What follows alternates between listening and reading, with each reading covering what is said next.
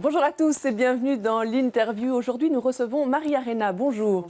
Vous êtes députée européenne. Alors, mercredi, les députés britanniques ont donné le feu vert pour le Brexit. On sait que la Chambre des Lords doit encore se prononcer. Et ça veut dire que d'ici, normalement, la fin mars, les négociations pour la sortie devraient être entamées. Les négociations seront en cours.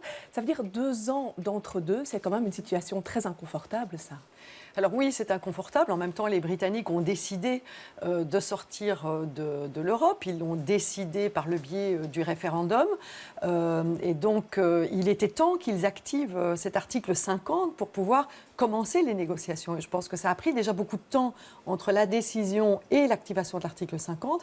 Maintenant, on va effectivement pouvoir négocier. Alors, ça prend du temps, bien sûr, mais c'est, je dirais, beaucoup de textes qui doivent être abordés, qui doivent être négociés, les moyens, le partenariat qui devra être établi avec les Britanniques, garantir que les Britanniques n'aient pas plus de droits en sortant qu'en y restant, parce que cela donnerait, je dirais, envie à d'autres pays parfois d'y sortir en disant, finalement, si on a plus de droits quand on est dehors que quand on est dedans, eh bien, autant en sortir. Et donc, il y a vraiment tout cet équilibre qui devra être trouvé, sans pour autant avoir une négociation de vengeance vis-à-vis d'une décision des Britanniques. Je pense qu'on doit vraiment être très équilibré, surtout garantir qu'il n'y ait pas plus de droits à la sortie qu'au fait de rester à l'intérieur de l'Europe. Alors, le gouvernement britannique a sorti son livre blanc qui explique un petit peu sa stratégie. Alors, on quitte l'Union, mais on quitte aussi le marché unique. Alors là, il y a des discussions. Est-ce que le futur accord commercial doit se négocier en même temps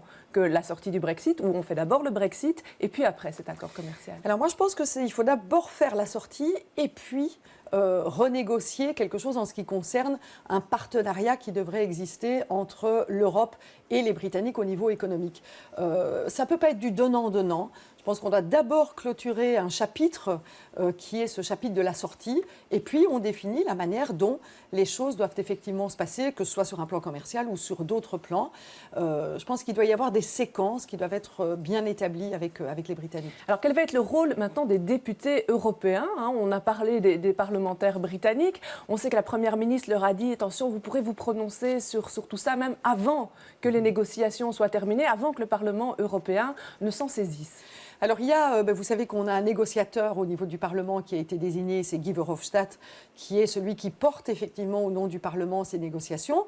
Et il doit rendre compte, bien entendu, des avancées sur cette négociation. Et nous aurons, de manière assez régulière, la possibilité de nous positionner sur les avancées de ces négociations. Et donc, c'est important qu'on puisse tous, dans les différentes institutions, avoir le niveau d'information suffisant pour prendre in fine des décisions qui, comme je l'ai dit tout à l'heure, garantissent l'équilibre et garantissent l'existence de l'Europe. Et pour nous, c'est extrêmement important. Il y a une possibilité d'influence des parlementaires ou non? Ça se négocie à un autre niveau? Alors moi, je pense que c'est important que le Parlement ait l'information pour qu'il puisse donner les messages politiques. Le rôle du Parlement européen est évidemment de pouvoir donner en cours de négociation les messages politiques qui lui permettent de dire voilà ce qui nous semble important et voilà ce qui nous semble acceptable ou non acceptable.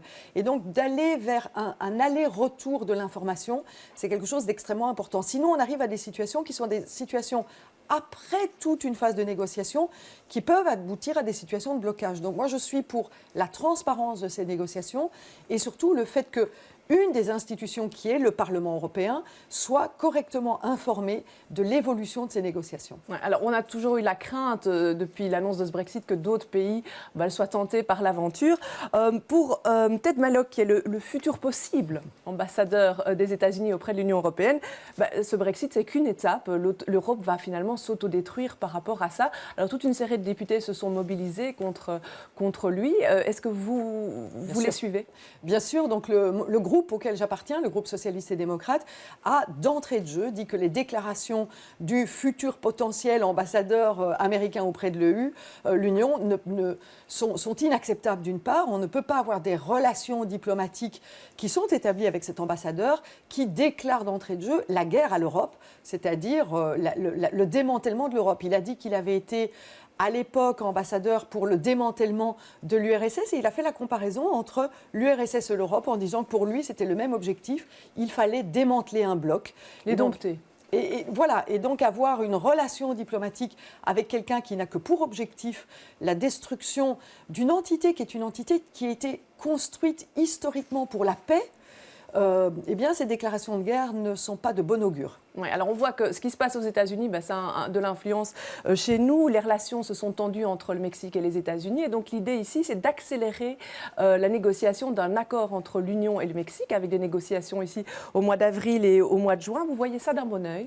Alors moi, je pense qu'il est important que l'Europe ait des relations commerciales avec tous les partenaires du monde entier, y compris avec le Mexique, bien entendu. Par contre, là où je ne suis pas du tout d'accord, c'est sur le fait que parce que Trump a une politique protectionniste, la réponse de l'Europe est d'enclencher l'accélérateur sur une politique ultra-libérale dans le cadre des accords de libre-échange.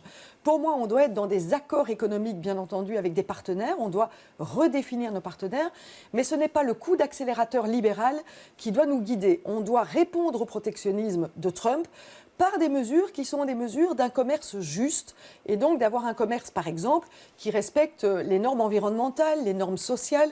Et donc l'Europe, qui représente un marché de 500 millions de consommateurs, doit pouvoir mettre son empreinte, qui est une empreinte de valeurs, et qui sont les valeurs pour lesquelles nous nous sommes battus au niveau de la COP21 sur les accords environnementaux, et de dire oui, nous voulons, je dirais, de l'économie qui respecte le développement durable.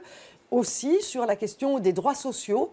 Je pense que l'Europe est un modèle en matière d'équilibre social et économique, et c'est cet équilibre-là que l'on doit valoriser dans nos accords commerciaux. Donc oui, il faut discuter avec les Mexicains, bien entendu, mais pas dans une logique ultra-libérale telle que la commissaire Malmström l'a dit, mais dans une logique de réel partenariat, qui est un partenariat gagnant, et pour les Mexicains et pour les Européens. La semaine prochaine, le Parlement européen va se prononcer justement sur le CETA, ce fameux traité avec le Canada. Et là, nous, en étant très frileux, enfin une partie de la population belge en étant frileuse sur ce CETA, est-ce qu'elle n'est pas aussi dans une logique protectionniste? Alors pas du tout. Encore une fois, c'est parce qu'on a tendance à caricaturer, c'est-à-dire que tous ceux qui critiquent le libre-échangisme de manière non régulée, c'est-à-dire ces accords commerciaux qui donnent le pouvoir aux multinationales d'être celles qui définissent les normes, par exemple, eh bien, ce sont des accords commerciaux qui ne sont pas bons ni pour les Canadiens, ni pour les Européens. D'ailleurs, les socialistes canadiens ont voté contre l'accord CETA. Et donc, ce n'est pas être contre les Canadiens, mais c'est être pour une nouvelle manière de faire du commerce. Pour moi, le commerce qui fait de la concurrence entre les petits éleveurs européens et les grosses structures d'élevage canadiennes n'est pas un commerce intéressant, n'est pas une concurrence intéressante. On doit garantir que quand on fait du commerce, on fasse du commerce sur des choses qui sont complémentaires et non pas des choses qui viennent détruire des choix de société. On a fait le choix en Europe de soutenir les petits agriculteurs par le biais de la politique agricole commune, par le biais, par exemple, des politiques en Wallonie qui étaient des politiques de circuits courts, par exemple. Et en même temps, on est prêt à signer un accord qui est un accord qui vient détruire ces politiques, qui vient détruire les petits éleveurs. Et donc, il faut qu'on soit cohérent. Mais ça veut dire alors que dans l'opposition qu'il y a eu, notamment emmenée par Paul Magnette de votre parti, oui. On n'est pas allé assez loin, finalement, on a rendu les armes trop tôt? Non, on est allé au plus loin de ce qu'on pouvait aller en tant que Wallons. Et donc, il y a eu cette résistance qui a été faite par les Wallons et les Bruxellois, d'ailleurs, sur un certain nombre de domaines. Et ils ont dit, les Wallons et les Bruxellois, par exemple, sur ces tribunaux privés fortement contestés aujourd'hui par la population. C'est quoi ces tribunaux? C'est la possibilité qu'une multinationale a d'attaquer un État parce qu'il prend des règles qui sont des règles d'intérêt général. Alors les Wallons et les Bruxellois ont dit « Nous ne voulons pas ce qu'il y a dans le CETA actuellement. Et d'ici à ce que le CETA arrive dans nos parlements, nous voulons que ce dispositif soit changé. » Alors ce qu'on nous demande au Parlement européen, c'est de voter un dispositif qui n'est déjà plus d'actualité parce qu'il devra être modifié, parce que les Wallons et les Bruxellois l'ont demandé. Donc vous voterez contre? Moi, je voterai contre parce que ce qu'on me demande de voter, c'est les tribunaux privés tels qu'ils sont contestés et qui vont être modifiés dans les 2 ans qui viennent. C'est finalement la période transitoire ici qui vous pose problème. Tout à fait. Et donc moi, ce que je demande à l'Europe, c'est de postposer la décision et de faire en sorte que ce qu'on va nous demander de voter soit en phase avec ce qui va être demandé aux États et au Parlement wallon et bruxellois. Alors je vous propose de regarder une photo sur l'écran ici. C'est celle de la ministre canadienne du Commerce, qui est aujourd'hui ministre des Affaires étrangères, Chrystia Freeland. Le jour de la signature du CETA, là, elle a un grand sourire et pourtant on se souvient d'elle une semaine plus tôt en larmes. Au sortir de négociations avec la région wallonne, elle disait « c'est fini, les négociations sur le CETA ». On apprend maintenant par un journal canadien qu'en fait c'était des larmes de crocodile, c'était un outil pour culpabiliser les Wallons. Est-ce que les Wallons se sont sentis coupables? Est-ce que les Belges se sont sentis coupables? Alors moi je pense pas, je pense qu'il y a eu une négociation très importante autour du CETA, à la fois avec les Canadiens mais aussi avec la Commission européenne, qui a permis aux francophones de Belgique d'obtenir des avancées, je l'ai dit, par rapport aux tribunaux privés, de les rendre publics au moment où ils vont ratifier. Moi, ce qui m'a beaucoup choqué par rapport à la déclaration de la ministre canadienne, c'est qu'elle a soit fait la comédie, et je trouve qu'en politique, ce qu'on demande, c'est d'avoir de la sincérité. Et donc, on peut avoir des faiblesses en tant qu'homme ou femme politique, c'est-à-dire de pouvoir craquer à un moment donné. C'est aussi de la sincérité. Là, elle a essayé d'habiller ou elle a joué la comédie. Je ne sais pas ce qui s'est réellement passé. Ce qu'il faut juste savoir, c'est qu'elle a été très critiquée au niveau canadien pour le fait qu'elle ait craqué quand elle était en négociation. Mon sentiment, c'est qu'elle a voulu habiller sa faiblesse par rapport aux critiques qu'elle a reçues au niveau canadien. Et j'ai été très choquée en tant que femme et féministe quand elle a dit qu'elle avait utilisé cette faiblesse de femme pour faire craquer des interlocuteurs hommes. J'attends autre chose d'une femme quand elle fait de la politique. C'est pas de faire de la comédie et c'est pas d'utiliser une soi-disant faiblesse de femme pour culpabiliser les hommes. Alors tout ça nous mène à la gouvernance. On en parle beaucoup en Wallonie, à Bruxelles.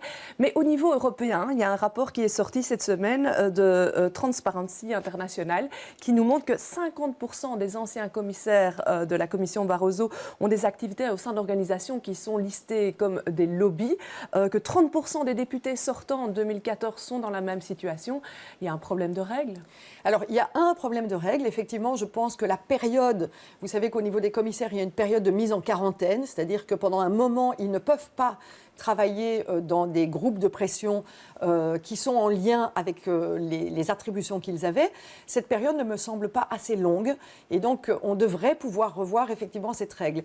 Idem pour les parlementaires, mais ce qui est pire encore, c'est qu'il y a aujourd'hui des députés européens qui, pendant leur mandat de député européen, ont des cumuls de mandats comme administrateurs dans des sociétés. On a par exemple M. Verhofstadt qui a 3 mandats d'administrateur dans des sociétés actuellement. Et donc, dire qu'il n'est pas jugé parti par rapport à ce qu'il fait, et de dire qu'il n'y a pas une forme de corruption passive, c'est-à-dire que vous êtes payé comme administrateur dans des conseils d'administration, et donc, en étant payé, vous êtes censé défendre le point de vue de cette entreprise au sein du Parlement européen. Donc je trouve qu'il y a là déjà un problème par rapport au cumul de mandats qui sont des mandats privés. Donc là, il y a des règles qu'il faudra mettre en place, renforcer. Alors le problème, c'est qu'il faut une majorité pour y arriver et que tous les groupes politiques ne sont pas prêts à accepter ce décumul. Très bien, mais on en reparlera donc dans la suite. Je vous remercie d'être venu sur ce plateau. Je vous remercie de nous avoir suivis. Demain, dans l'émission Les Experts, les invités seront Benoît Sorex et Vincent De Wolf. Bon week-end à tous.